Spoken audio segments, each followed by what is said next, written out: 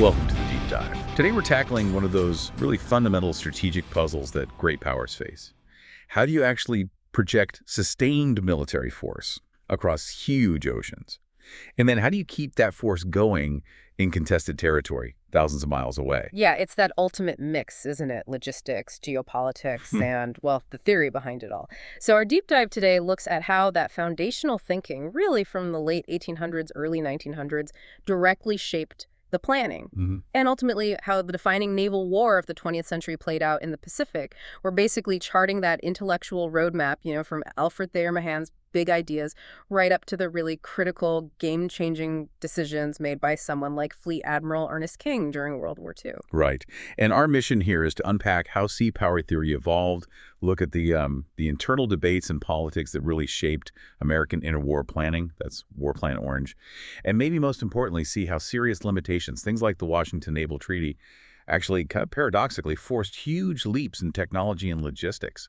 Exactly. It's a classic story where constraint becomes the mother of invention, but at a massive strategic level. And to do this, we're relying on some key sources. We are. We're drawing heavily on Lewitt Morton's work on the color plans, which is essential history. Also, several pieces by Dr. John T. Kuhn looking deep into Mahan, fleet building, command and control, really insightful stuff.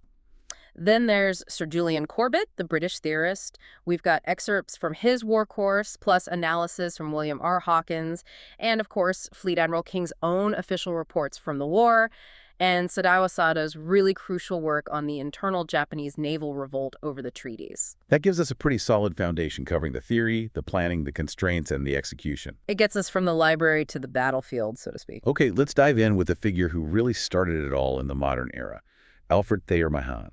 Now, when people bring up Mahan and his big 1890 book, The Influence of Sea Power Upon History, the usual takeaway, the simple version, is that he just wanted nations to build giant battleships and go find the enemy fleet for one big decisive fight. Right, and that's the simplification that historians like John Sumida and Dr. Kuhn have really pushed back against. It boils Mahan down to just wanting big ships for big battles. But Mahan's thinking was much, much broader. It was grand strategy. He connected sea power to everything. National identity, geography, the economy, government policy. He wasn't just writing a battle manual for admirals. He was trying to figure out the keys to national greatness and survival in the long run. So if it wasn't just about the ships, what was his fundamental point back then in the late 19th century? Well, his big concern was that the United States, despite its huge size, its growing economy, its interests abroad, just didn't have a navy that matched its potential or its needs. He argued pretty forcefully that a nation needed a strong navy, even if it had zero merchant ships of its own, simply to defend its own coastline. He repeated this point later in his 1909 book Naval Strategy, which came out of his lectures at the Naval War College. He'd been deeply affected by the American Civil War experience. How so? He saw how the Confederacy's really long coastline, combined with the fact that they didn't have a large seafaring population or a proper navy, became this huge vulnerability. The Union blockade basically strangled them. Right, the Anaconda Plan. Exactly. And Mahan saw that as a critical lesson in the importance of sea power for national defense, not just offense. Okay, so to really grasp that big picture vision, we need to look at his famous 6 principal conditions for sea power. He laid these out right at the start of his 1890 book.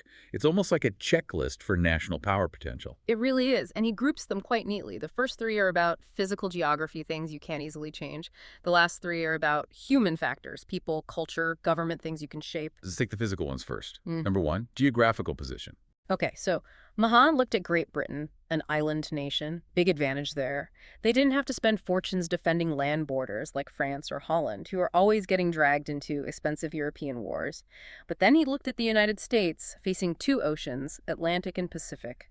That, he saw, could be a weakness. If you build up commerce on both coasts, you need naval forces on both coasts. That gets expensive, and it divides your strength. So that's where the focus on choke points comes in. Precisely. For Mahan, this 2-ocean problem made controlling a choke point absolutely vital. After 1898 and the Spanish-American War, that meant building and controlling the Panama Canal. It would let the U.S. quickly shift its fleet from one ocean to the other, concentrating power where needed. Makes sense. Condition number 2 is physical confirmation. What do you mean by that? It's not just having a coastline. It's the kind of coastline. Do you have lots of deep, usable harbors? That's key for commerce, for building wealth. And it's even better if those harbors connect to navigable rivers, like the Mississippi system in the U.S. Yeah. That's a huge source of internal wealth and movement. But, and this is the military angle again, Mahan warned that these same easy access points, these rivers and bays, are major weaknesses if you don't defend them. He had examples in mind. Oh, yeah. He pointed straight to the War of 1812, when the British basically sailed right up the Chesapeake Bay and burned Washington, D.C. Embarrassing and strategically damaging. And again, the Civil War. The Mississippi River, undefended by the South early on, let the Union drive a wedge right through the Confederacy. A strategic disaster enabled by physical confirmation. Which leads to the third physical factor, extent of territory. And you mentioned this isn't just about total land area. Right. People often get that wrong. It's not sheer size. It's the length of your coastline relative to the number of people you have to actually defend it and use it for maritime purposes. He uses the Confederacy again as the prime example. They had a huge coastline, lots of inlets, but a relatively small population, and crucially, not a population deeply involved in seafaring. So the Union blockade could work. Exactly. Mahan called the blockade a great feat of arms, but argued it was only possible because the South lacked that concentrated seafaring population to really challenge it with their own naval effort. If the South had had more people skilled in maritime trades living near the coast, he thought the blockade would have been much, much harder, maybe impossible to maintain effectively. It shows he's thinking about manpower and logistics, not just ship-on-ship action. Okay, that covers the physical side. Now, shifting to the human and social factors Mahan identified. The fourth condition is number of population. Yeah, and again, it's not just the total population count. It's specifically about the number of people who follow the sea, sailors, merchants, fishermen, but also, crucially, the number of people available to build the ships and the equipment.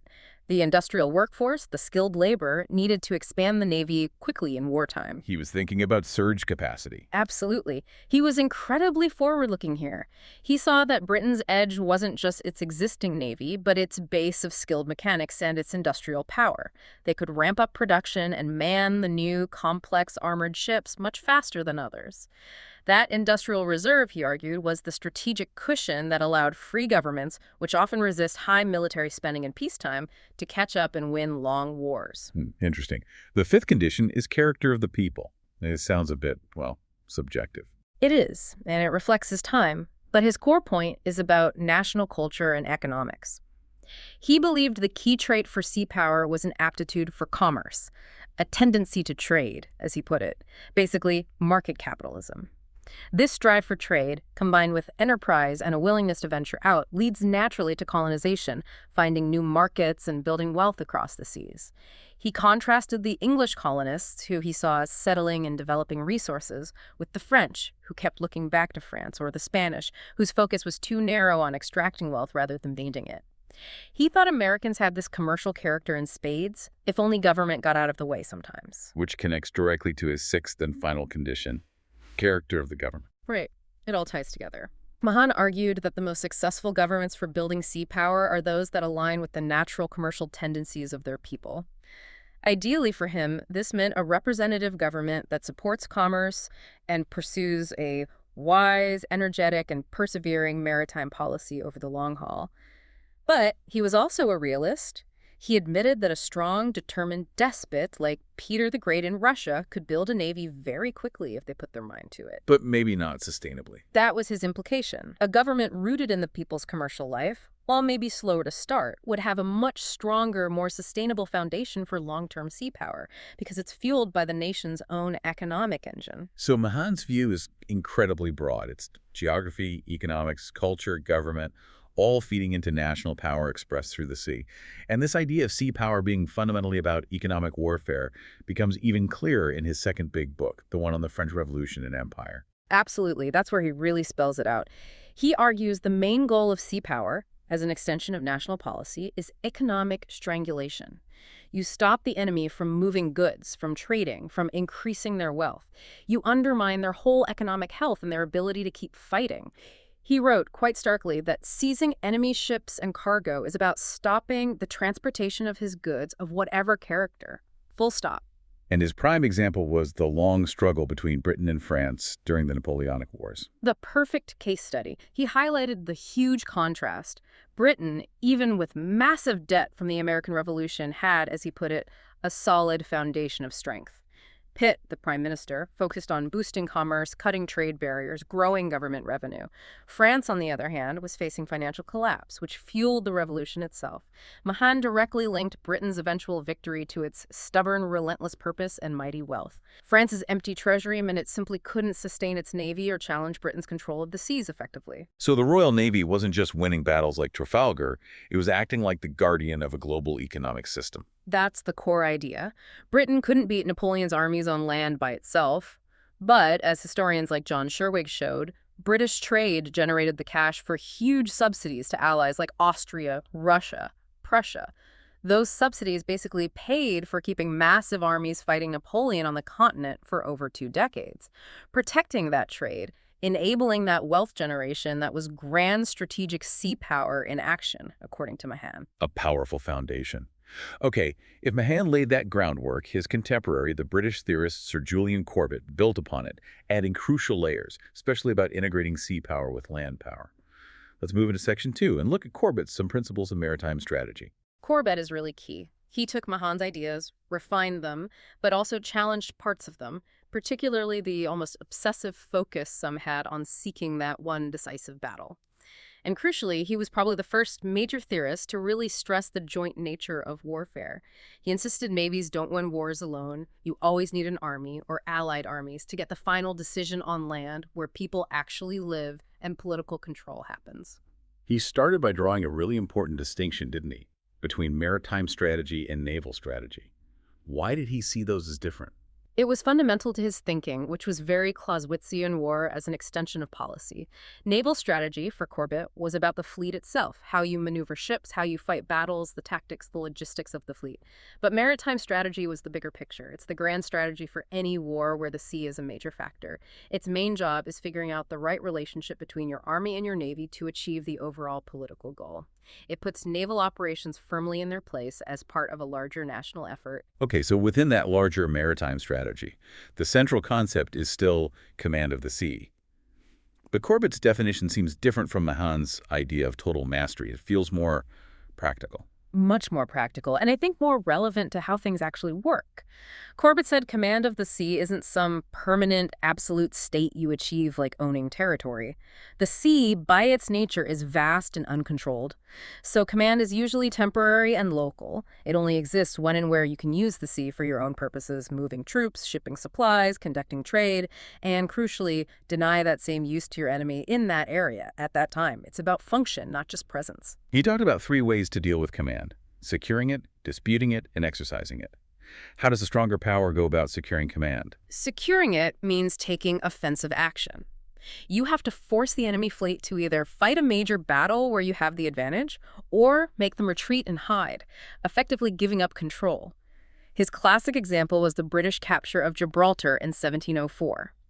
Admiral Rooke couldn't find the French fleet initially, so instead of chasing them endlessly, he seized Gibraltar, this incredibly vital strategic point controlling access to the Mediterranean. And that forced the French to react. Exactly. The French and Spanish couldn't afford to let the British just keep Gibraltar permanently. They had to come out and fight to try and retake it, which led to the Battle of Malaga. By taking the position, Rooke forced the battle on favorable terms, securing temporary command over those crucial sea lanes. Okay, what about the flip side? If you're the weaker power, how do you stop the enemy from getting that secure command? That's where disputing command comes in, often using what Corbett called a fleet in being.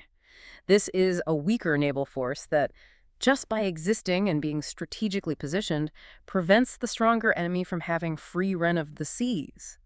The stronger fleet has to stay concentrated, stay vigilant, because they can't ignore the threat of the weaker fleet popping out somewhere unexpected.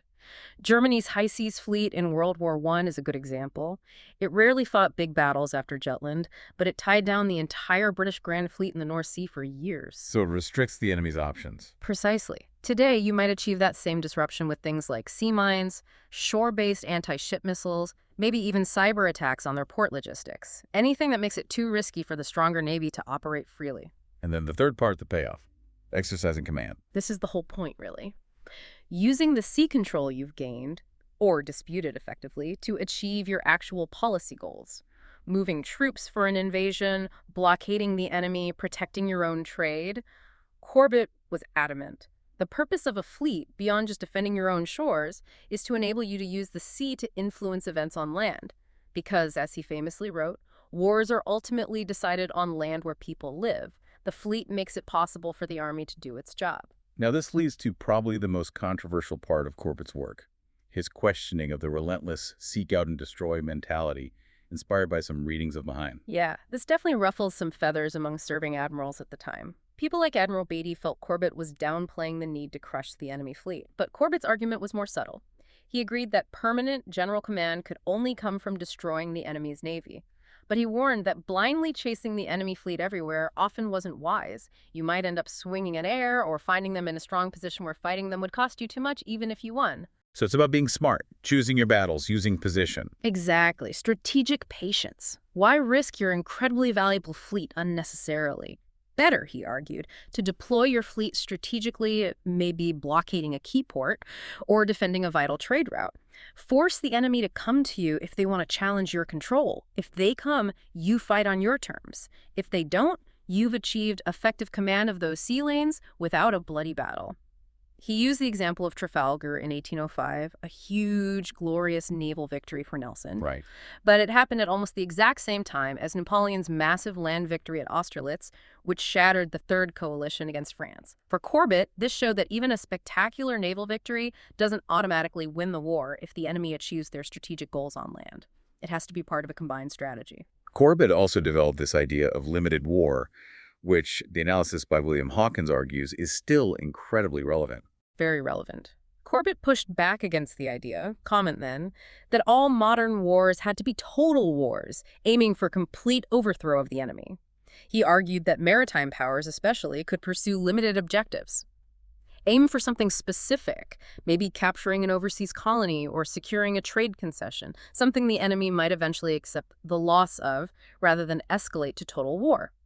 Sea power makes this possible because the Navy can defend the homeland by sea and, crucially, isolate the overseas war zone, preventing it from spilling over or requiring total national mobilization. And Hawkins connects this directly to failures in more recent conflicts, like Vietnam. It's a stark example. Hawkins points out that the U.S. had absolute dominance at sea off Vietnam, total command. But political decisions prevented the Navy from using that command effectively for years. No blockade of Haiphong Harbor, no stopping neutral ships carrying supplies to the north. Enemy supplies sailed right past American warships. The Navy wasn't allowed to isolate the battlefield as Corbett would have advised. So the U.S. couldn't apply that economic pressure that strangulation Mahan and Corbett talked about. Exactly. Because policy constrained the use of sea power, the U.S. ended up relying much more heavily on costly land campaigns and airstrikes inland, trying to interdict supplies deep in enemy territory, which is far harder and less efficient than stopping them at sea. It violated that core principle. Command means controlling the lines of communication, including commerce. It really hammers home that point from Mahan. Blows at commerce are blows at the communications of the state. They cut the roots of its power, the sinews of war. That's the through line. Theory tells us sea control is about logistics, economics, and enabling action on land. And that's precisely the intellectual toolkit American planners had as they started thinking about a potential war in the Pacific. Okay, let's shift from the theory to how it was actually applied in planning. We're moving into Section 3, the American focus on the Pacific and War Plan Orange.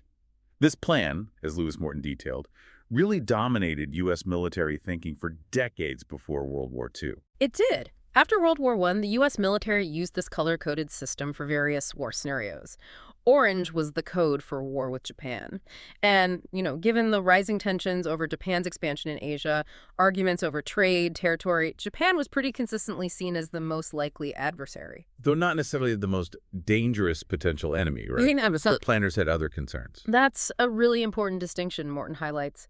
War Plan, Red War with Great Britain, was actually considered the gravest threat. Why? Because Britain still had the world's largest navy and a massive industrial base. Beating Britain would be incredibly difficult, even if politically it seemed unlikely. And the absolute nightmare scenario for the planners was War Plan Red-Orange, a coalition war against both Britain and Japan simultaneously. A two-ocean war against the world's #1 and #3 naval powers at the time. Exactly. Something the U.S. knew it couldn't handle offensively on both fronts at once. The planners concluded that if Red-Orange happened, the U.S. would have to go on the strategic defensive in the Pacific. Meaning what? Giving up the Philippines. Essentially, yes. temporarily abandoning the Philippines, holding Pearl Harbor, and concentrating all offensive effort in the Atlantic to try and defeat Britain first. The logic was that the U.S. industrial heartland was in the east, closer to the Atlantic threat. That Atlantic first principle remained embedded in U.S. strategy right up until the war actually started. But day to day, the main planning effort focused on just Orange, just Japan. And the initial version of that plan before 1922 was pretty aggressive. The through-ticket plan. Yeah, that was the early concept. It was very Mahanian in the decisive battle sense. The idea was if war breaks out, the U.S. battle fleet steams full speed across the Pacific, maybe pausing briefly at Hawaii, relieves or recaptures Manila, forces the Japanese fleet into a big battle somewhere near the Philippines, wins that battle decisively, establishes command of the sea, and then blockades Japan until they surrender. Sounds straightforward, almost simplistic. It was, and it was partly driven by inter-service politics. The Army was deeply worried about defending the Philippines, which were way out there. The Navy's through-ticket plan was, in part, a promise to the Army. Don't worry, we'll get there fast and save the day, or even prevent an invasion altogether. But this whole idea of a rapid dash across the Pacific got completely upended by a diplomatic agreement, didn't it? The Washington Naval Conference and the resulting treaty in 1922. Completely. The Washington Treaty had huge, immediate, and in some ways unforeseen consequences for War Plan Orange. Everyone knows about the big ship ratios, 5.5.3 for the U.S., Britain, and Japan in battleships and carriers. That limited firepower. But the real killer for the through-ticket plan was Article 9X, the non-fortification clause. This part of the treaty prohibited the U.S. and Britain from building new or improving existing naval bases and fortifications west of the international date line. Meaning places like Guam and the Philippines. Exactly. Guam, the Philippines, the Aleutians, all frozen in terms of naval infrastructure development. Suddenly, the U.S. Navy had no major forward bases, no repair yards, no logistics hubs anywhere near Japan. And the planners realized pretty quickly this made the through ticket impossible. Instantly. As Dr. Kuhn lays out, the logistics just didn't work anymore. You couldn't send the fleet 5,000 miles across the Pacific, expect it to fight a major battle, suffer damage, burn fuel and supplies, and then just hang out there with no place to repair, refuel, rearm properly. They learned the lesson from the Russian fleet's doomed voyage to Tsushima in 1905. Ships get worn out, bottoms get fouled, efficiency drops. Trying to fight a major campaign so far from your main bases without intermediate support was just asking for disaster. So the treaty forced a total rethink, leading to the step-by-step plan, which became the official War Plan Orange in the 1930s. Right. The new plan, sometimes called the cautionary plan, was completely driven by logistics and the reality imposed by the treaty. It accepted that the Philippines would probably be lost early on. The strategy now was a slow, methodical advance across the Central Pacific. Seize islands in the Japanese-mandated territories, the Marshalls, the Carolines, build temporary advanced bases on those islands. Use those bases to support the fleet for the next leap forward. Rinse and repeat, step by step, until you got close enough to Japan to impose a blockade or launch an invasion. So it required creating bases as you went. Exactly, which meant a huge focus on logistics, specifically the development of the Mobile Base Project. The idea was you'd bring the base with you. Giant floating dry docks, repair ships, supply ships, tenders, construction battalions, a whole portable naval base infrastructure that could be set up in captured lagoons and atolls. It's fascinating. A political agreement designed to limit naval power actually forced the U.S. Navy to develop a completely new, incredibly complex logistical doctrine and capability just to operate in the Pacific. Absolutely. The non-fortification clause essentially forced the Navy to internalize the Corbett and mature Mahanian view. Projecting power is fundamentally about sustainment. Logistics was the strategy in the Pacific. This brings us right into Section 4, how these constraints drove specific innovations. Dr. Kuhn really emphasizes that because they couldn't build permanent bases, they had to innovate with mobile, deployable capabilities. It's a perfect example of innovation happening at the strategic level, driven by necessity. You're blocked from the obvious solution, pour concrete on Guam, so you have to invent something entirely new, the base that travels with the fleet. This wasn't just a tactical gadget, it was a strategic enabler developed years before the war. And the absolute linchpin of this mobile base idea, as you mentioned, was the floating dry dock. Why was that so critical? Because ships need maintenance and repair, especially after battle. A dry dock is basically a huge submersible barge that can lift a battleship or carrier out of the water so you can work on its hull. Without forward dry docks, you can't scrape off the marine growth that slows ships down dramatically. More importantly, you can't repair underwater damage from torpedoes or mines. The War Plans Division knew that without mobile dry docks, the fleet's ability to stay operational far from Pearl Harbor would be severely limited. Combat effectiveness would just plummet after any significant action. Was this a brand new idea? The concept of a movable base wasn't totally new. A civil engineer officer named A.C. Cunningham had actually proposed something similar way back in 1904, but it was expensive, seemed maybe a bit far-fetched, and got shelved. It was the Washington Treaty's restrictions that suddenly made Cunningham's old idea strategically essential. Now they had to figure out how to build and deploy these massive structures. And this planning happened throughout the interwar years. It wasn't a last-minute thing. Oh no, it required long-term commitment and detailed planning, even with tight budgets. A secret annex to War Plan Orange from 1924 laid out the requirement. They saw these mobile bases, especially the dry docks, almost as a secret weapon. They planned them meticulously, how big they needed to be, how they'd be built in sections, how they'd be towed or maybe even self-propelled thousands of miles across the ocean. Because they did this detailed planning in peacetime, when war came, they could activate the plans relatively quickly. And did they prove their worth during the war? Immensely valuable. The first big advanced base was set up at Espiritu Santo in the New Hebrides in mid-1942, right before the Guadalcanal landings. Initially, the focus was on airfields, but soon the big hardware started arriving, like the Advanced Base Sectional Dock 1, the ABSD-1. This thing was colossal, the world's largest floating dry dock at the time, built in 10 separate sections that were assembled on site. Having that kind of repair capability way out in the South Pacific and later in the Central Pacific at places like Ulithi Atoll meant heavily damaged ships could be patched up and sent back into the fight much faster without the long trip back to Pearl Harbor or the West Coast. It dramatically increased the operational tempo and reach of the fleet, a total vindication of that interwar planning. Beyond the logistics, the treaty limits and the sheer scale of the Pacific also shaped the actual warships the Navy built, right? Yeah. The General Board had to design ships optimized for that specific theater within those tonnage constraints. Absolutely. Let's look at battleships first. For most of the interwar period, new battleship construction was banned by the treaty. So the Navy focused on heavily modernizing the older ships. They really pushed the limits of the treaty definition of reconstruction. They upgraded propulsion for better speed and range, added anti-torpedo bulges, improved armor, and crucially found ways to increase the elevation of the main guns to get longer firing ranges. They knew Pacific battles would likely start at longer distances. And when they could finally build new battleships again in the late 30s, they went for big ones, 35,000 tons, the maximum allowed initially. Why so large? The General Board argued that size was essential, precisely because of the lack of forward bases dictated by the treaty and geography. The ships themselves had to carry more fuel for longer range and endurance.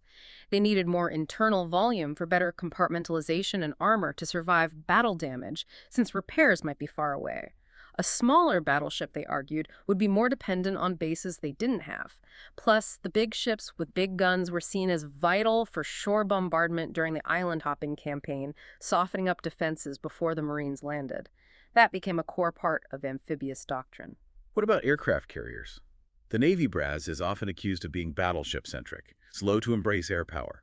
Did the treaty constraints affect carrier design and thinking? Actually, the General Board grasped the potential of carriers surprisingly early, even before the treaty. Senior figures like Admiral Charles Badger were advocating for large, fast carriers around 35,000 tons, capable of 35 knots back in 1921. That's remarkably close to the Essex-class design that became the backbone of the fleet in the war. The treaty, limiting total carrier tonnage, forced them to think hard about how to use the few carriers they were allowed effectively. Admiral William Pratt, when he was Commander-in-Chief of the U.S. Fleet, worked with the board on developing the concept of the Carrier Task Group. The forerunner of the modern carrier strike group. Pretty much. Pratt envisioned task groups built around one carrier, screened by 4 heavy cruisers and maybe 5 or 6 destroyers. Fast, mobile, self-contained striking units, and that's almost exactly the model used at the Battle of Midway in 1942, with 3 such groups operating together. Pratt also argued that the slower battleships should be kept separate, held in reserve, not mixed in with the fast carriers during the initial approach and strike phase. Again, that's precisely the doctrine followed after Pearl Harbor. The constraints focused their minds on optimizing the assets they had. And finally, submarines.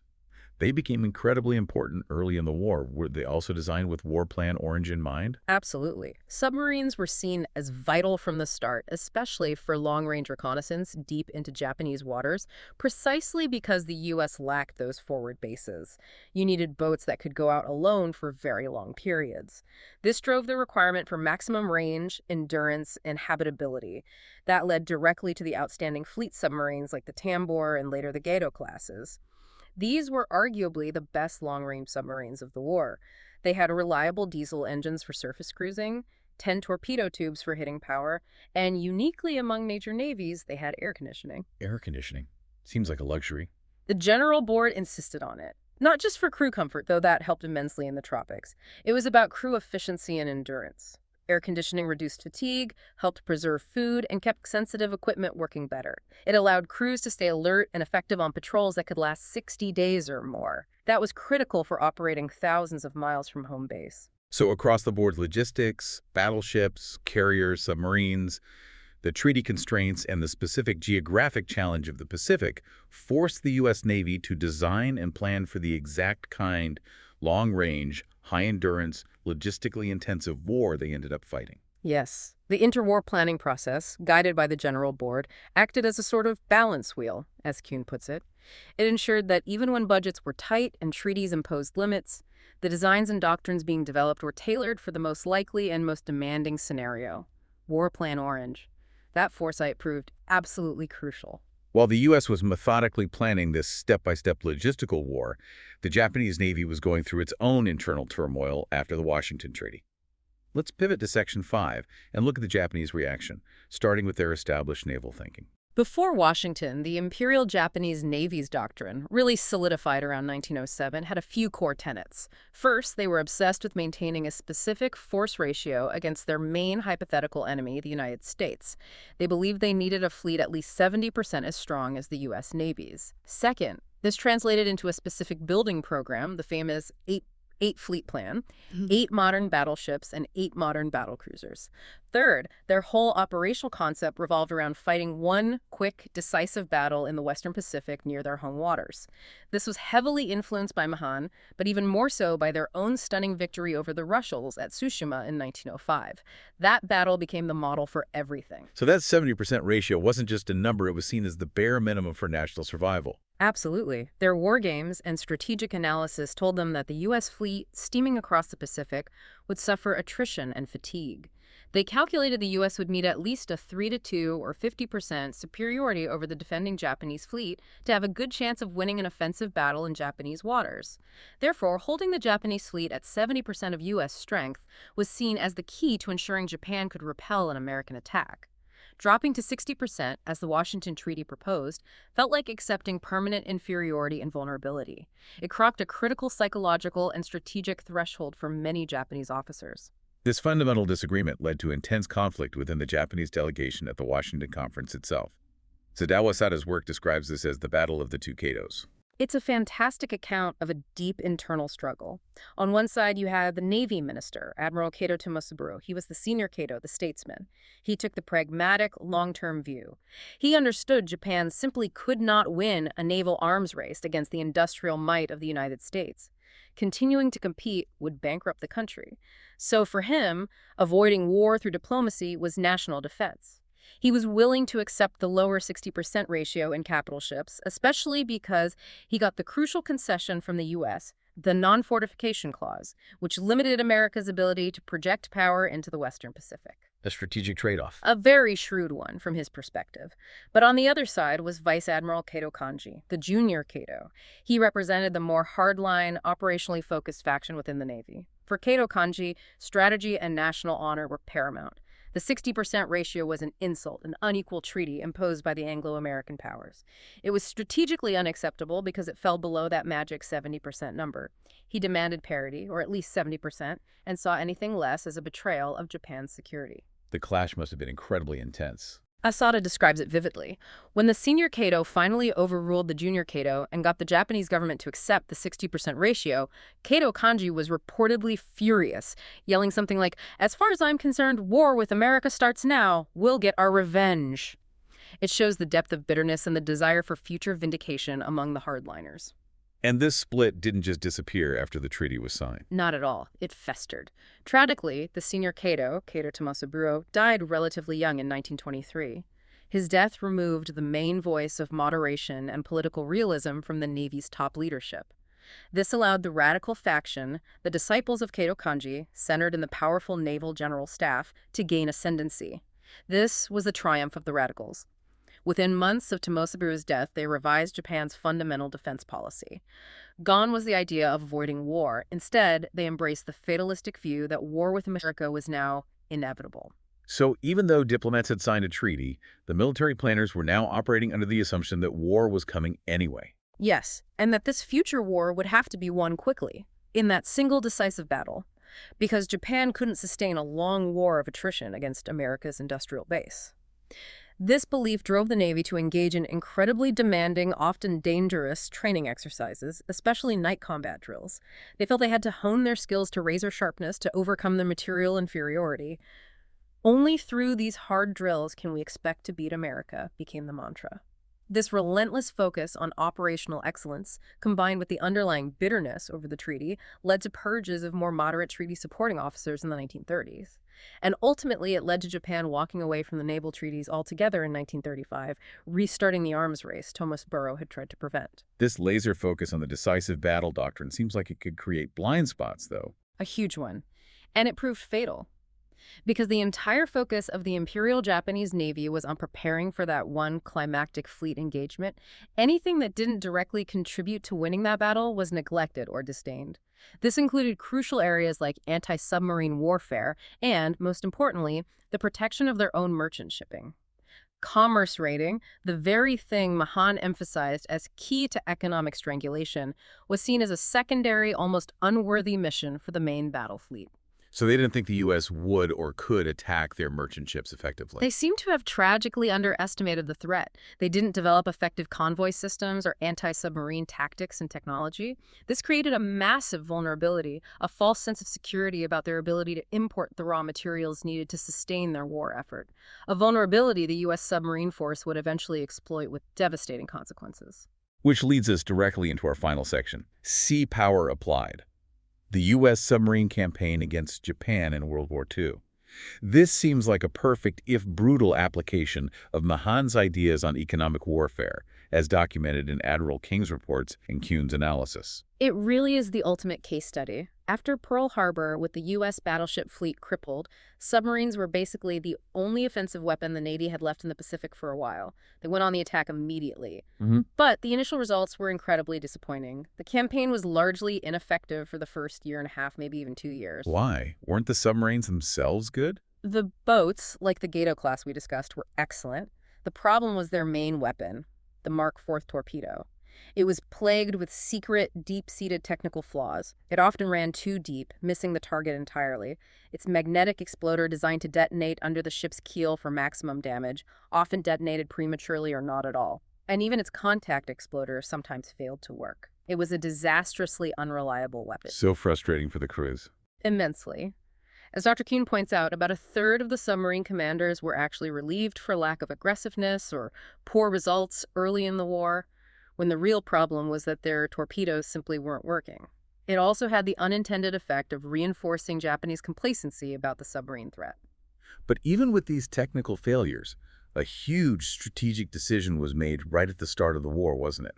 About how the U.S. would employ its submarines. Yes, and this was crucial. On December 7, 1941, the same day as the Pearl Harbor attack, the Chief of Naval Operations sent out a dispatch ordering the Navy to execute against Japan unrestricted air and submarine warfare. This was a momentous decision. It meant abandoning the long-held international rules about submarine warfare, rules the U.S. itself had championed, which required submarines to warn merchant ships before sinking them. It signaled a deliberate shift to total economic warfare against Japan, targeting any and all shipping. This wasn't a spur-of-the-moment decision. It reflected planning done in the late 1930s, acknowledging that a war with Japan would likely require this approach. And eventually, they fixed the torpedoes. They did. It took way too long, largely because the Bureau of Ordnance was resistant to admitting the problems. But through the persistent efforts of submariners in the field conducting their own tests, the flaws were finally identified and corrected by mid-1943. The combination of finally having reliable torpedoes, aggressive new leadership in the submarine force like Admiral Charles Lockwood, and absolutely critical intelligence from breaking Japanese codes knowing where convoys would be transformed the submarine campaign almost overnight. And the results were devastating for Japan. Absolutely catastrophic. The numbers are staggering. In 1944 alone, U.S. submarines sank nearly 500 Japanese merchant ships, over 2.3 million tons of shipping. Overall, submarines accounted for roughly two-thirds of all Japanese merchant tonnage sunk during the war, more than planes, surface ships, and mines combined. By 1945, Japan's merchant fleet had effectively ceased to exist. They couldn't import the oil, the rubber, the iron ore, the bauxite needed for their war industries, or even to feed their population. It was a textbook execution of Mahan's theory. Cut the enemy's maritime commerce, starve their economy, and sever the sinews of war. And the submarines didn't just hit merchant ships, right? They also took a heavy toll on the Japanese Navy itself. They did, significantly exploiting that Japanese weakness in anti-submarine warfare we talked about. U.S. submarines sank something like a third of all Japanese warships lost, including several aircraft carriers and a huge number of destroyers, around 43 of them. Losing all those destroyers was critical because it meant Japan lacked the escorts needed to protect their remaining carriers and merchant convoys, making them even more vulnerable.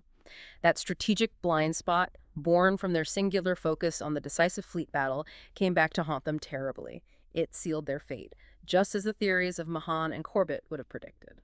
Looking back over this whole arc, from Mahan's theories in the 1890s through the planning, the treaty constraints, and finally the submarine campaign in 1945, there's a really powerful theme here about innovation coming from constraint. It absolutely stands out. The Washington Treaty, intended to limit U.S. power, directly forced the innovation needed to project power across the Pacific.